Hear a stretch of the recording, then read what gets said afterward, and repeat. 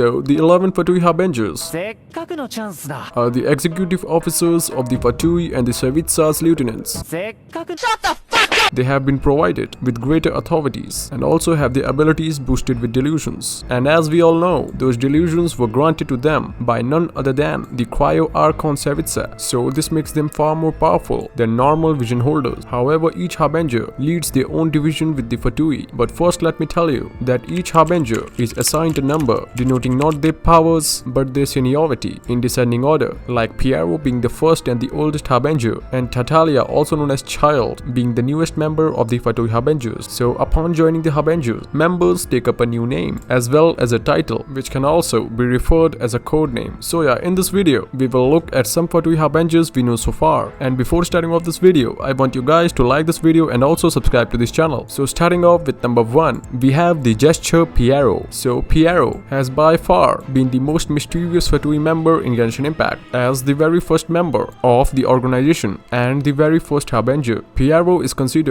to be one of the most influential characters in the game, and many in the community feel that he's the one pulling the strings behind all the events that are taking place in Teyvat in the current storyline. He has personally recruited many Harbingers himself, and if we talk about his past, so he hailed from an unknown country, boasting a tragic past. Piero's disillusion with the divine started occurring when he failed to stop the destruction of his country. Hence, it was only natural that he eventually ended up joining Savitsa and her cause. At number 2, we have the fair lady, also known as La Signora. So the first one that the traveler had was during the Act 3 of the Genshin Impact prologue. Players see her as an antagonist who successfully steals the Barbator's Genesis to further the cause of Fatui. Although she is referred as the 8th Harbinger, it's important to note that the ranking in the Fatui is not based on power levels but seniority. Hence, Signora might be number 8 on the Harbinger list, but she is considered to be one of the most powerful members of the organization. Along with her tremendous powers, Signora is an expert manipulator as well, and in the second encounter with her, players gets a glimpse of how dangerous she can be. Although despite her immense powers, she lost in a duel with the Traveler and ultimately was killed by the Electro Archon. However, Signora has lived around for 500 years. So at number 3, we have Pantalon. So Pantalon is one of the 11 Fatui Harbingers, the leaders of the Fatui, who report directly to the Cryo Archon. He has not yet made an in-person appearance in the game, but according to Henry of the Northland Bank, Pantalon was in charge of the Snezhnaya's economic policies. Goth in Mondstadt also names him as the one who booked the entire Goth Grand Hotel for the Fatui's exclusive use. So yeah, we can say that Pantalon is the brains behind the Snezhnayan economic policy. It was also referred that he is also greedy and also uses his high social standing to push others around and interfere with their business. So at number 4, we have Tatalia, also known as Child. Throughout the Leo storyline, Tatalia plays a big role as an antagonist, of course, and he also steals away the Genesis from Rex Lapis. He is also the only Harbinger so far who is a playable character. From his bio, players can learn a lot about his background, and yes, he is the 11th member of the Fatui Harbingers. He is also very straightforward, and this is also one of the reasons why he is considered as one of the most unpredictable characters in the Genshin Impact lore by the community. So at number 5, we have the rooster Pulchanala. Pulchanala is still an unknown figure in the Genshin Impact storyline. However, what miHoYo has revealed so far is that she is the 5th Harbinger and is responsible for bringing Child under the Fatui Harbinger, though the act itself looked like a punishment. Pulchanala knew that Tataglia's capabilities would help him rise to the Fatui ranks in no time. However, they correctly predicted that Tataglia's immense strength and habit of being the midset of chaos could be used as advantage in the Fatui cause. So at number 6, we have the Balladeer Scaramouche, the 6th of the Fatui Harbinger. He first made his appearance in Genshin Impact's unreconciled star events, where he approached the Traveler during a certain cutscene with Fischl, Mona and Oz. However, as soon as he tries to approach the party, Mona immediately senses his astronomical power level and teleports herself and the rest of the characters away from him. He later heads to Inazuma to oversee the creations of the delusions at a secret facility and confronts the Traveler, and he also takes the Genesis of the Electro Archon. And after obtaining the Genesis, Scaramouche cut off his contract with the Fatui, which led them to believe that he went rogue. So at number 7, we have Sandrone. So Sandrone is one of the 11 Fatui Harbingers, also known as the Puppet, and Sandrone's name in Genshin Impacts pops up in Child's character tale, which is called Child's Sigil of Permission. It was just a brief mention, and there really is not much info available regarding this Harbinger. So at number 8, we have the Dr. Doterra. So Doterra plays a key role in Genshin Impact's manga, whose story is set much before the game's event, and it's difficult to tell if the narrative is canon and ties up to the game in any way. However, many in the community feel that Doterra have a significant chance of being one of the game's harbingers. In the manga, Doterra is a ruthless character with no regard for human life. He has an interest in the Abyss Order and is often seen experimenting with ruined guards, and due to his crazy ideas, he was released from the Sumeru Academia and later on joined the Fatui Harbingers. So at number 9 we have Capitano. He is one of the 11 Fatui Harbingers and he was first mentioned in Genshin Impact's Tales of Winter Quest when Victor says he'd rather work under Capitano than Signora. This gave players some ideas that he might be more powerful, sensible and sensitive leader in the Fatui. So at number 10 we have Arlakino. He is also one of the 11 Fatui Harbingers, also owns an orphanage and is working to build his prestige, and after death of Signora, he is mentioned in the World Quest series The Very Special Fortune Slip, and the last and final Harbinger is yet to be disclosed by MiHoYo, and there is no info available about him in the Genshin community. And yes, I will bring more videos regarding the Fatui Harbingers. So if you guys found this video informative, then give it a thumbs up and also subscribe to this channel. And now take care, my dear Hilly Blissly trolls.